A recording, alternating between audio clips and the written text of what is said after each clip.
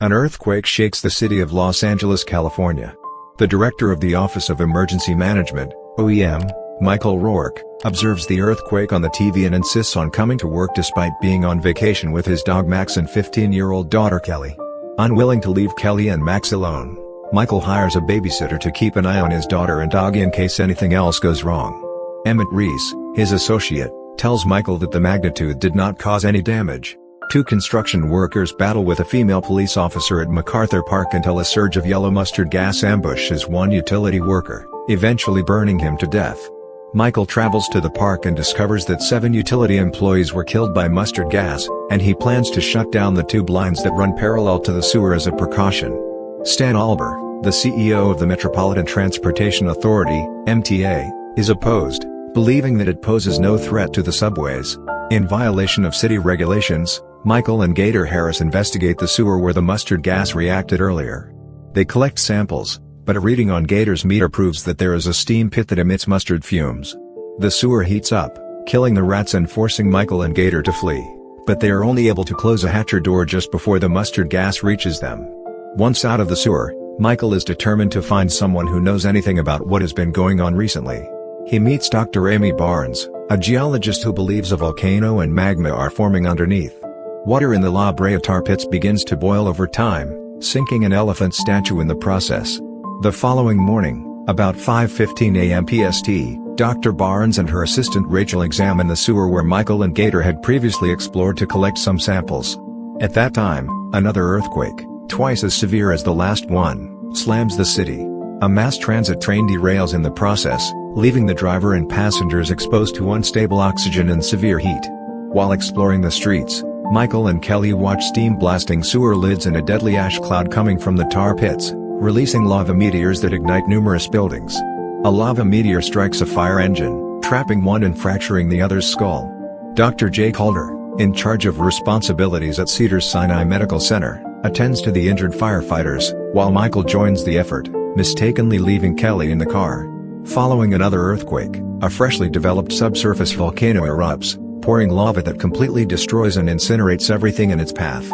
Kelly begs her father for assistance, but a lava meteor obstructs her escape and burns her right leg. Michael saves Kelly and rushes to safety just as his vehicle is consumed by the lava flow. The lava flows head straight for the fire engine, which was earlier destroyed by a lava meteor. The imprisoned fireman begs for rescue, but his coworker arrives too late, and both firemen are burned to death as the fire engine is removed. When the lava reaches a propane tank trailer, a tremendous explosion occurs. Dr. Calder checks Kelly's burned leg and transports her, while Michael remains behind to persuade other municipal workers of the impending catastrophe. The lava flow reaches Stanley Avenue, destroying several homes and nearly escaping with a dog from one of them. After surviving the pandemonium in the sewer, Dr. Barnes witnesses the freshly constructed underground volcano and finally joins forces with Michael. In an attempt to deflect the lava flow, the duo and other municipal personnel push a bus. Michael and Dr. Barnes hear a man's hiccups and rush to save him, but their way is obstructed by a falling tree. The only way out is a ladder from a fire engine, but as the ladder becomes engulfed by too much weight and fire, it narrowly evades the lava flow but breaks. Michael, Dr. Barnes, and the struggling man all make it out alive. The bus maneuver is successful, shifting the lava flow in a new direction. As municipal employees fight Mother Nature, a naughty black man named Kevin begs the fire chief for assistance, but police officer Terry Jasper takes Kevin in jail while tormenting him. Stanley and his MTA team proceed into the underground, where they discover the derailed train.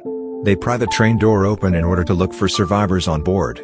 One MTA employee notices a lava flow from beneath the train, indicating that the team must remove the bodies from the train as soon as possible, but Stanley believes the driver is still missing and goes to find him. He locates the driver and attempts to jump from the train, only to land in the lava flow. Stanley throws the driver to safety, and he is consumed by the lava flow. Michael talks with Police Lieutenant Ed Fox, who agrees and plans to place concrete barriers near the intersection of Wilshire Boulevard and Fairfax Avenue, creating a cul-de-sac to block the lava. Several people attempt to lift some of the obstacles, but they are too heavy. Kevin, who has been arrested, agrees to assist, and police officer Bud McPhee removes his shackles. Kevin assists the others in lifting the final concrete barrier to complete the lower stack, knowing that he is tall and strong. Meanwhile, Kelly is being treated and watching other children at Cedars-Sinai Medical Center, while Dr. Calder continues to treat injured patients, much to her husband Norman's chagrin. The lava is then stopped because the concrete obstacles obstruct its path. A squadron of helicopters drops high-pressure water from the Pacific Ocean, subduing the volcano and cooling and hardening the lava.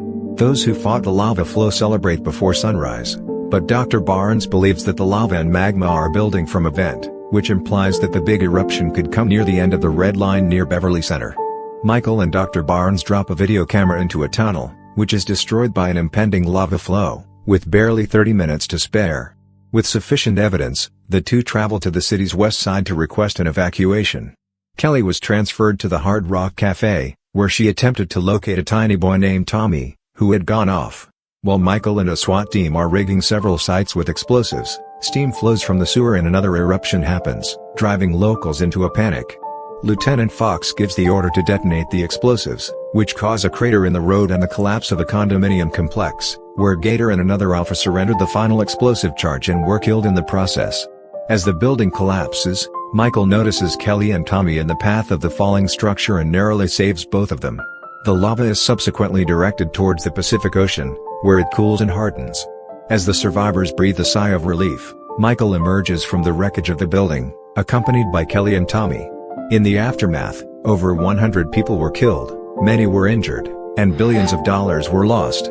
Michael notices that his dog Max has survived the mayhem and informs Emmett that he is, after all, on vacation. And it's a wrap. Thanks for watching. Like, share and subscribe for more interesting movie reviews.